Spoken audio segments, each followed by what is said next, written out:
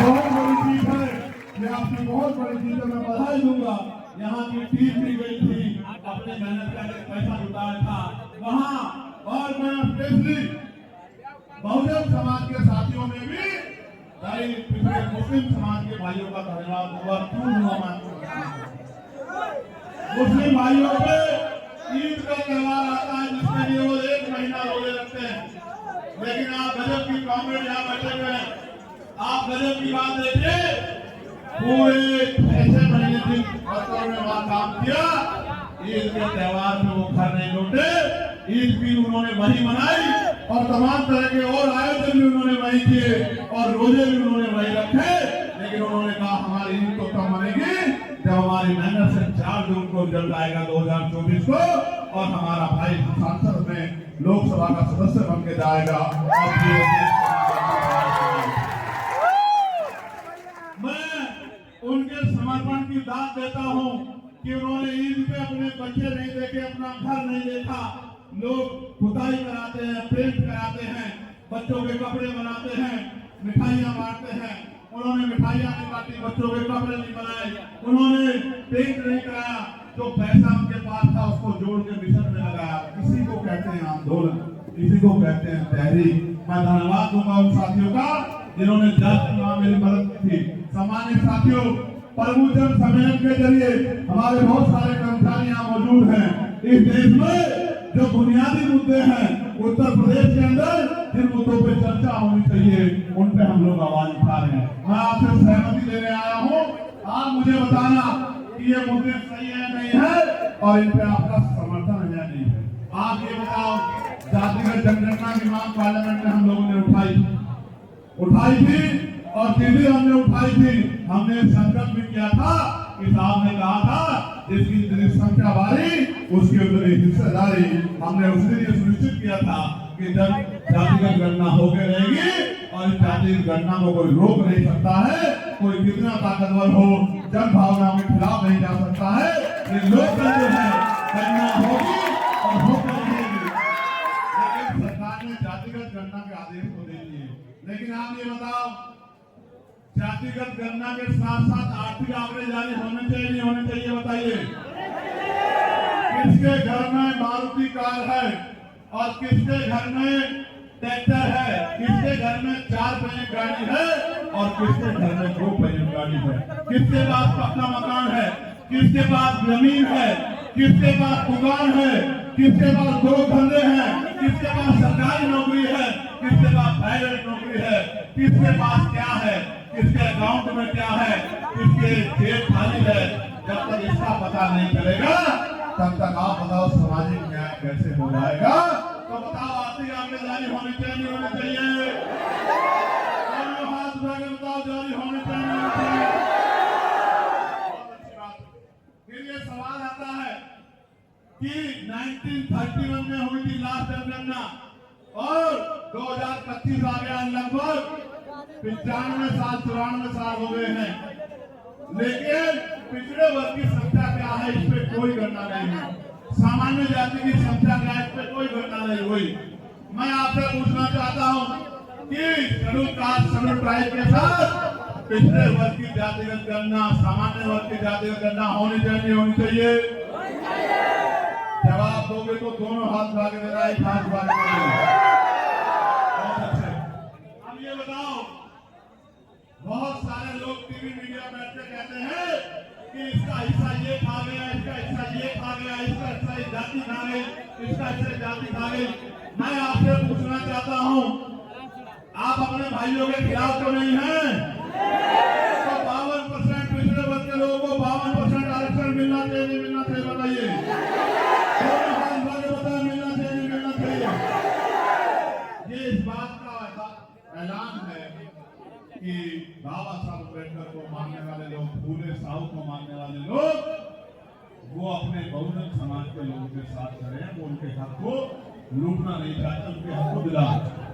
प्यारे साथियों, जातिगत गणना की बात तो हो गई, लेकिन मैं आपसे जानना चाहता हूँ, बहुत दिन पहले जहाँ प्रमोशन में रिजर्वेशन खत्म हुआ था, प्रमोशन में रिजर्वेशन खत्म होने के कारण SC ST के कर्मचारियों को खून के आंसू रोने पड़े इमोशन हुए और तमाम तरह के अपमान और मुसीबत को सामना करना पड़ा।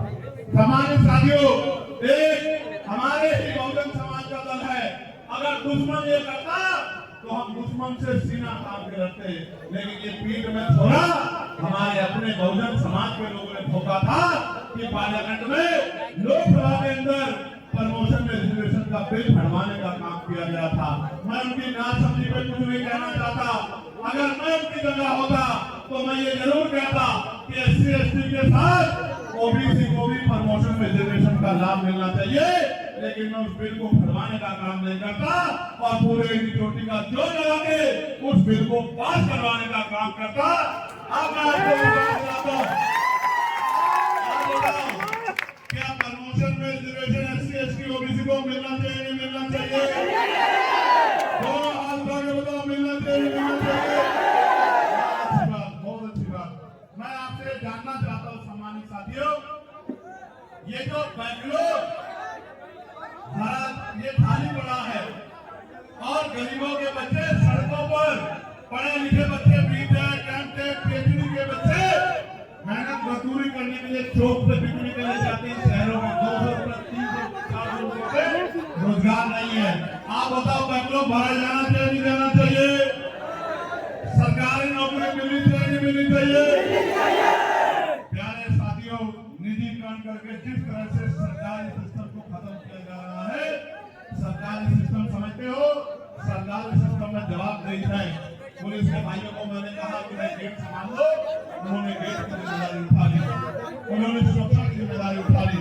लेकिन आप ये सोचो, अगर प्राइवेट कर्मचारियों कहता क्या उठा दे,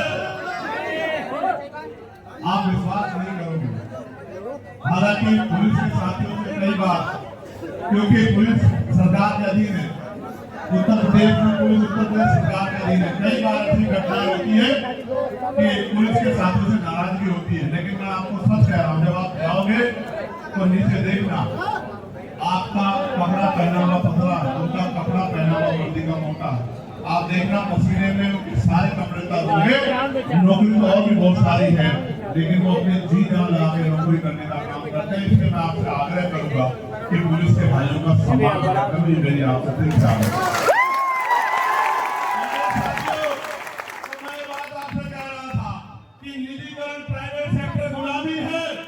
गुलामी कैसे?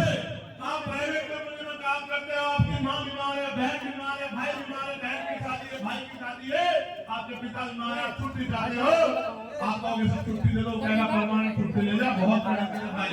आप कहोगे इंक्रीमेंट बढ़ा कर दो सर, सैलरी बढ़ा दो, कहीं चला जा। आप कहोगे इसका डेजिग्नेशन बढ़ा दो, बोले कहीं चला जा। सरकारी सिस्टम में प्रमोशन है, नौकरी में छुट्टी की गारंटी है, मेडिकल लीव है, इसलिए SC ST OBC के लोगों को रिजर्वेशन ना देना पड़े। 2 अप्रैल 2018 के बाद नरेंद्र सरकार ने निजीकरण कर आरक्षण खत्म करने का काम किया है। मैं आपको पूछना चाहता हूँ, क्या कितने डिपार्टमेंट का निजीकरण किया गया है, इसका राष्ट्रीयकरण होना चाहिए, नहीं होना चाहिए? होना चाहिए, नहीं होना चाहिए? और आपको याद होगा 2% सरकारी नौकरियां है, 98% प्राइवेट सेक्टर है। अगर पार्लियामेंट में प्राइवेट सेक्टर में आरक्षण की मांग का बिल को लेकर आया था, तो वो भी आपका भाई चंद्रशेखर आजाद लेके आया था। उसके बाद अगर पहली बार SC ST OBC को निजी क्षेत्रों में आरक्षण मिले इसकी मांग को लेकर आया था, इसका बिल को लेकर आया था, तो आप तय करवाने नाम रिपोर्ट पार्लियामेंट में आपका अपना सांसद चंद्रशेखर आजाद लेकर आया था। प्यारे साथियों, एक और बहुत बड़ी समस्या हमारे आसपास घूम रही है और वो सवाल मेरा आपसे है, मैं आपसे जानना चाहता हूं, जनता की मांग है कि चुनाव EVM से नहीं बैलेट पेपर से होना चाहिए। मैं आपसे पूछना चाहता हूं, आप अगर बैलेट पेपर के समर्थन में है तो जब मैं बैलेट पेपर कहूं तो दोनों हाथ उठा लेना, और जब मैं EVM कहूं तो अगर आप समर्थन में नहीं तो हाथ नीचे कर लेना। जबकि मैं तो EVM से जीता हूं, लेकिन आप नहीं जानते, 1.25 महीना रखवाली करवा के वेयर हाउस की तब जीता हूं और सारी फॉर्मेलिटियां पूरी करके फॉर्म 17C लेके और एक एक जानकारी जुटा के देता हूँ, क्योंकि माननीय काशीराम साहब कहते थे कि बैलेट के साथ साथ बुलेट की तैयारी में अपने अपने अधिकार को लूट नहीं लेना, अपने अधिकार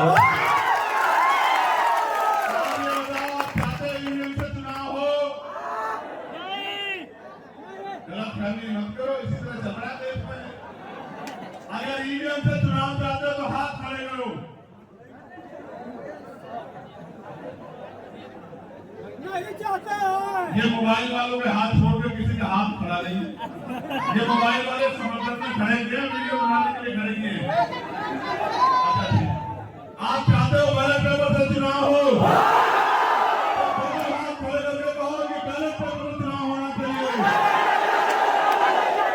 मैं मीडिया के माध्यम से कहूंगा कि वो दिखाएं देश की सरकार को कि जनता क्या चाहती है। लोकतंत्र का मतलब होता है जनता का शासन। जनता चाहती है कि बैलेट पेपर से चुनाव हो और सरकार कह रही है कि ईवीएम से चुनाव हो। ईवीएम इलेक्ट्रॉनिक वोटिंग मशीन है और जो भी चीज इलेक्ट्रॉनिक है उसमें किसी भी तरह के घपले घोटाले की संभावनाएं हैं। प्यारे साथियों, एक बहुत महत्वपूर्ण बात यह है, जिस तरह से कमजोर वर्गों पे जुर्म जाति अत्याचार किया जा रहा है, किसी का घर तोड़ा जा रहा है, किसी घर पे बुलडोजर चलाया जा रहा है, किसी को मारा जा रहा है, किसी को मार के लटकाया जा रहा है, किसी को पीटा जा रहा है, किसी की जमीन छीनी जा रही है। आप चाहते हो जुर्म जाति बंद होनी चाहिए, होनी चाहिए, दोनों हाथ में होनी चाहिए। जो जुर्म जाति कर रहे हैं उन पर सख्त कार्रवाई होनी चाहिए, होनी चाहिए। बहुत बहुत धन्यवाद। लेकिन आप सुनो, सब कार्रवाई कराएगा कौन? अन्याय प्रचार करने वाले को सरकार के अपने लोग हैं।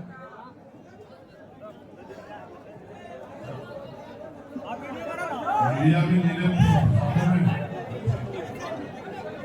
तो ये जुर्म जाति तो तभी रुकेगी जब इस निरंकुश सत्ता को आप पलट के और अपने लोगों को कुर्सी पर बैठाएं। प्यारे साथियों, मैं तो देश भर में घूमता हूँ। अभी आपको याद होगा मैं प्रयागराज आया, याद है नहीं याद है? वो सामने में हमारे पाल समाज की बेटी के साथ जो अन्याय हुआ, उसके परिवार ने मुझसे कहा कि आपको आना चाहिए। मैं जब जाने लगा मुझे रोक लिया गया और अर्चना में हमारे लोगों पे जिस तरह साजिश करके सरकार के इशारे पे पुलिस के साथ वहां के क्षेत्रीय लोगों ने मिलकर हमारी मोटरसाइकिलों को तोड़ा, हमारी गाड़ियों को तोड़ा, हमारे मोटरसाइकिलों को जला, इसकी वीडियो भी मैंने उपलब्ध कराई और फिर हमारे निर्दोष लोगों को जेल में डालने का काम किया। और फिर मुझे बड़े तकलीफ के साथ कहना पड़ेगा, मैं इस दर्द को भूलूंगा नहीं कि किस तरह से मेरे भाइयों के कान पकड़वा के पूरे बहुजन समाज को पारित करने का काम थाने में किया गया। इस दर्द को हम लोग भूलेंगे नहीं, समय आने दीजिए, सूर समय इसका हिसाब किया जाएगा।